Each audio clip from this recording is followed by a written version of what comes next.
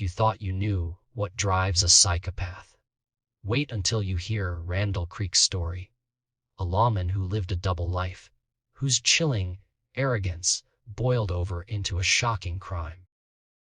Today we're unpacking every wild twist from Signs of a Psychopath, Episode 8, diving deep into the mind of a killer who taunted cops across state lines and justified murder as if it was his right.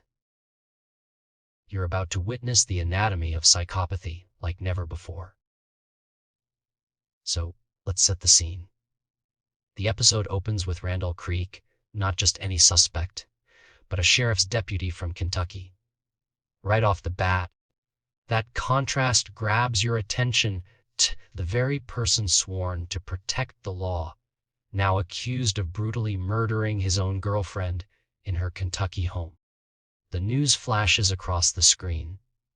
On Sunday night, Creek ends her life, and by Monday, he's already vanished, triggering a multi-state manhunt that sends police scrambling. Early on, we notice something disturbingly unique about Creek's behavior. While most fugitives would be desperate, Creek thrives on attention. He's not hiding, he's taunting. The dark ambient score ramps up the tension as we see Creek stopping in North Liberty, Iowa, almost 500 miles from the crime scene. Instead of laying low, he walks into a public library and deliberately reaches out to law enforcement, emailing them to say he won't fight their arrest, but they'll need to burn their money to catch him. It's bizarre, almost theatrical. He leaves cryptic clues, breadcrumbs for the police, as if playing a sinister game of cat and mouse. This attitude, as the episode's experts make clear, is a flashing neon sign of psychopathy. Creek's arrogance is off the charts. He doesn't sound scared or remorseful. He sounds inconvenienced, self-important. Every word he utters screams, "This is about me." He talks endlessly about how he was wronged, how he had no choice but to eliminate his girlfriend. The reporters and psychologists dissect his self-justification. He's the classic case of a narcissist, so deeply wounded that he'd do anything to regain control. As detectives close in, tracing him from Kentucky to Iowa, Creek's facade keeps slipping. We learn Creek was an expert at wearing a mask. By day, he played the role of respectable deputy. By night, his ego ruled his every move. Dr. Tussie raises the question, how much of Creek's outward coldness is real, and how much is his hunger to seem like a calculating killer? This mask isn't protecting his reputation, it's feeding his ego. Dr. Sani digs further, explaining how psychopathic personalities like Creek's are deeply fragile underneath the bravado. Despite all that grandstanding and inflated sense of self, they fear abandonment and crave attention. Creek is the textbook example. When his girlfriend starts to pull away, meet him only for lunch once a week, and otherwise stay distant, he can't handle it. His impulse control unravels. Deep down, he's terrified of not being the center of her universe, so his ego crumples. Creek's so-called affection for his girlfriend wasn't genuine. He engages in love bombing, drowning her with gifts, cards, and flowers. But it's all hollow. As one psychologist notes, these gestures aren't about her, they're about keeping her close to fulfill his own needs. When this doesn't work, when she ultimately ends things, he can't process the rejection like a normal person. Most people get upset, sure, but for a psychopath like Creek, that rejection festers. He ruminates, his desire for revenge ferments until murder becomes his twisted solution. The plot thickens as Creek prepares his escape.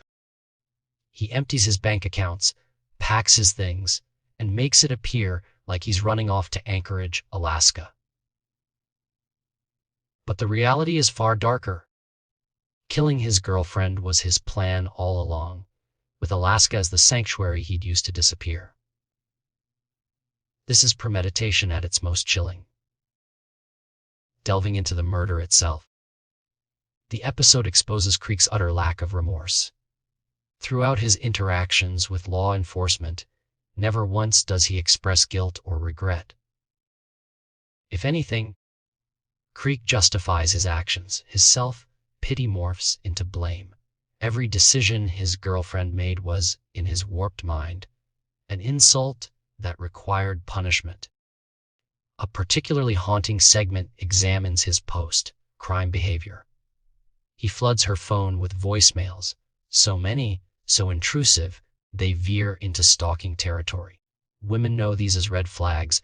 For the psychopath, they're just business as usual. Music pounds as Dr. De La Torre reveals how Creek needs to feel in control. When he's wounded, he strikes back with a violent act that reasserts his dominance.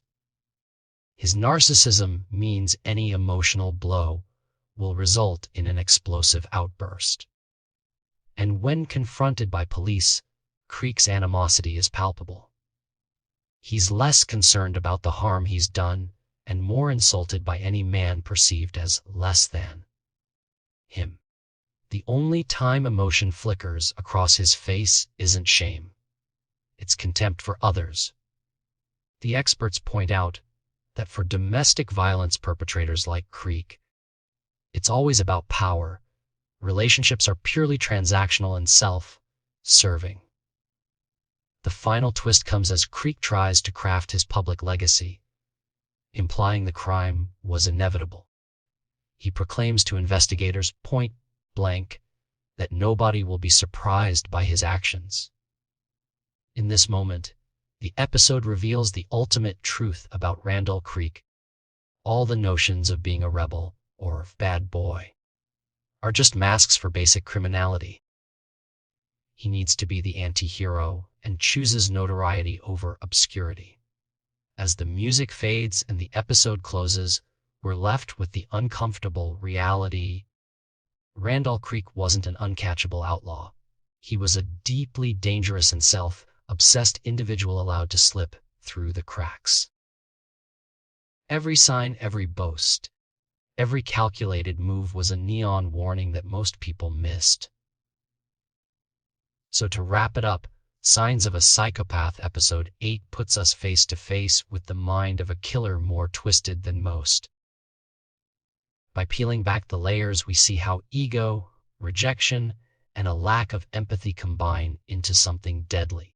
It's a sobering case that challenges us to look for the warning signs earlier, to understand the masks people wear, and to recognize that even those in trusted positions might hide the darkest secrets. If you found this recap eye-opening, let's keep the conversation going. Drop your thoughts or theories below. Hit like if you want more deep dives. Share with someone who loves true crime. And don't forget to subscribe for all our latest episodes. Thanks for watching.